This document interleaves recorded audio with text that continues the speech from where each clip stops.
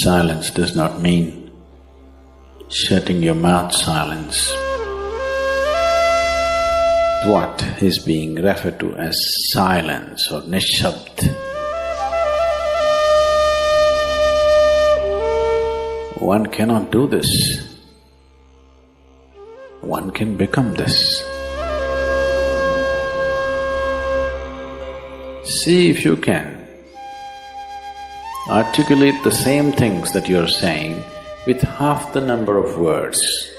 Suddenly you will become extremely conscious of everything.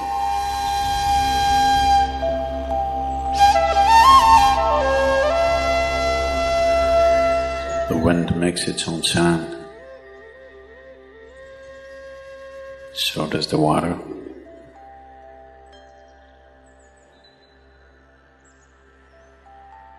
So does the earth. In fact, so does the sky. All the celestial objects are making their own sounds. There are sounds of pain, sounds of pleasure, sounds of misery, sounds of joy. For everything there is a sound. With human life, it's very true. Sounds of life, and there are sounds of death, and there are even sounds of silence.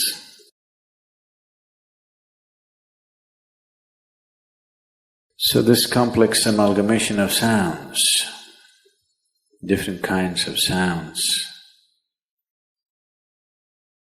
creates different intent, different levels of compulsiveness, different levels of bondage, and different possibilities of entanglement.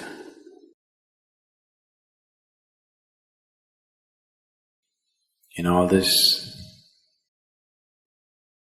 why one chooses to become silent? Silence is not a way of denying yourself life. It is not even about denying yourself articulation. Silence is about moving from compulsiveness to consciousness. All sounds represent different forms and different dimensions of compulsiveness. When one chooses to become conscious, not be entangled in the compulsive nature of the existence, he naturally chooses to become silent. Silence does not mean shutting your mouth silence, plugging your ears silence. You can sing in silence, you can dance in silence, you can even speak in silence, you can even scream in silence. You don't try.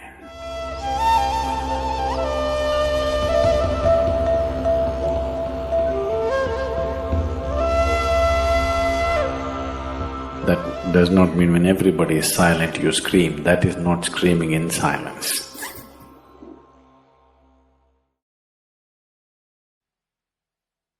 Because sound is of the surface, silence is of the core.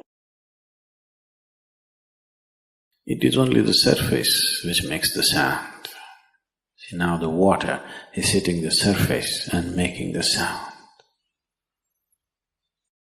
Deep down, there is no sound. That is so with life. On the surface, it is a very complex mesh of sounds, a maze of sounds happening. But at the core, there is no sound. There is no word for no sound in English language. We call it nishabd. That means absence of sound, a total absence of sound. Absence of sound means absence of reverberation. Absence of reverberation means absence of life. Absence of life means absence of creation. Absence of creation means absence of the Creator too. So a space which is beyond creation and Creator, a dimension which is beyond life and death, that is what is being referred to as silence or nishabd.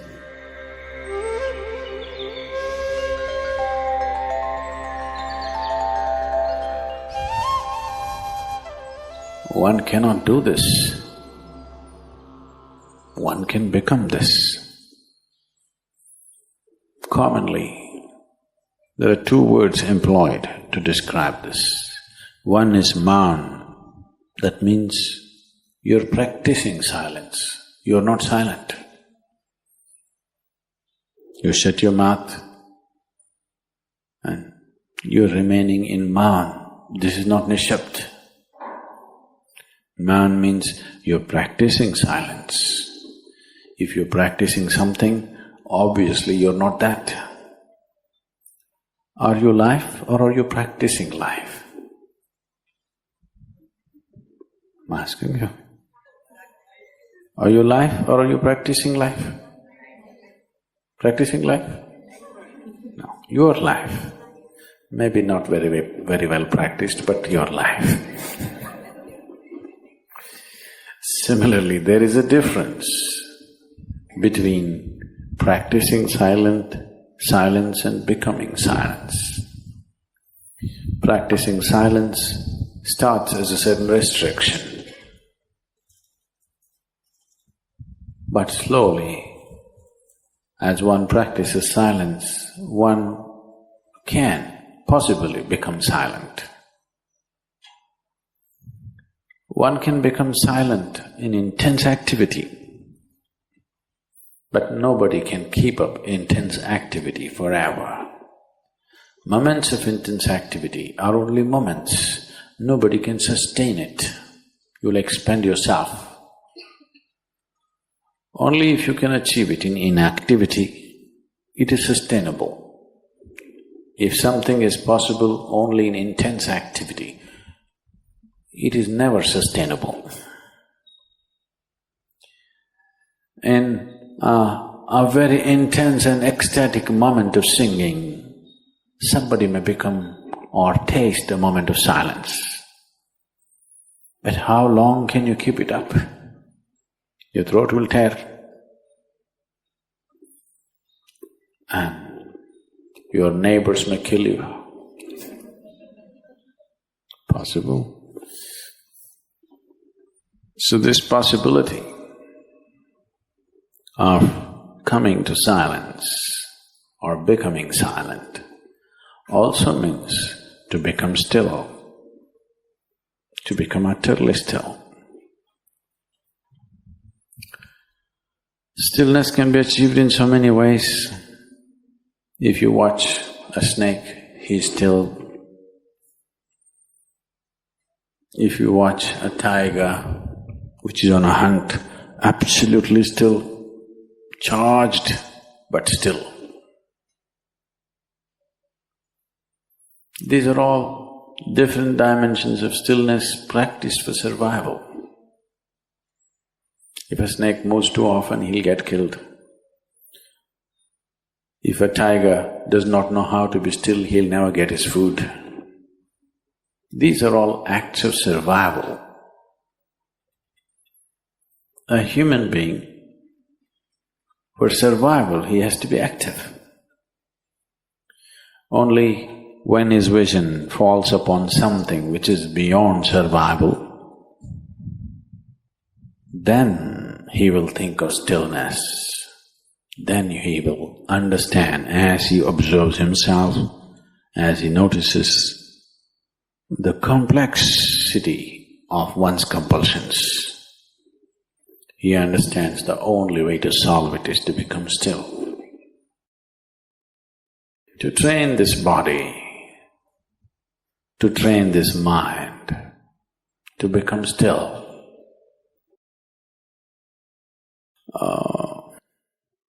Takes some effort. If one is simply blissed out, he will become still. But otherwise one has to work bit by bit, one has to work to bring this body to absolute stillness. Most people cannot hold their body in one place for any length of time. They're all the time in moment.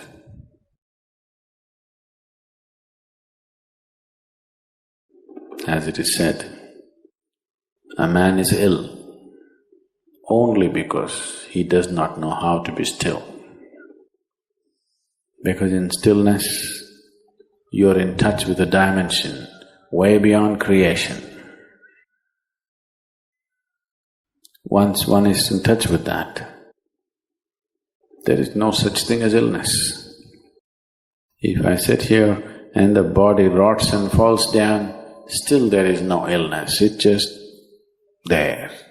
Because in fact, when one becomes utterly still, he may not be able to hold on to the body unless he learns the tricks, the mechanism of the body. So why should I become still? Will I lose my body? Anyway, you will lose your body. When the time to lose your body comes, if you want to lose it gracefully, then you must know at least a little bit of stillness. If you want to put your body down like you can put this piece of cloth down, with the same ease, with the same gracefulness, then you need to have some stillness in you.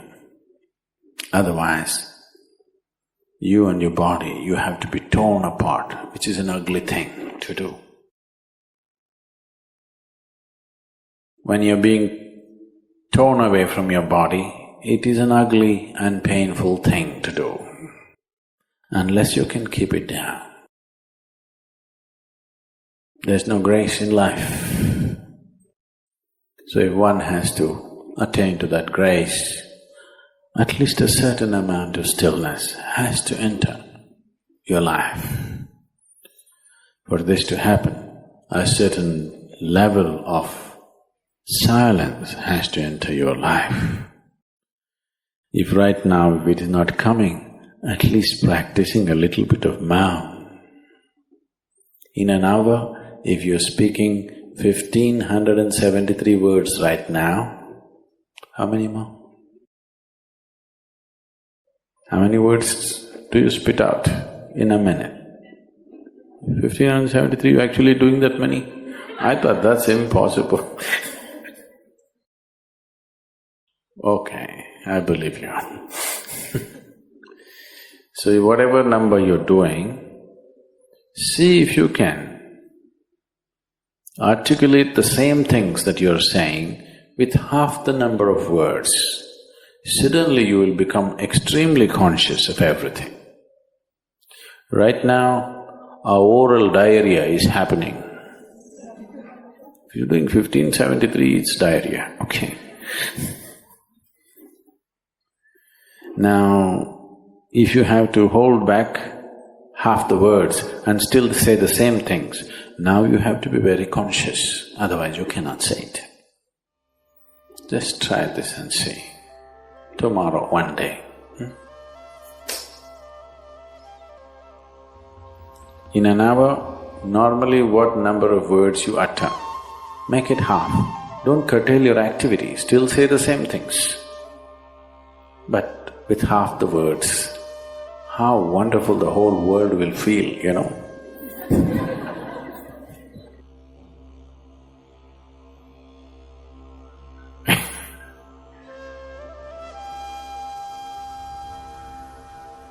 World will be a wonderful place, I'm telling you, tomorrow, if everybody does this.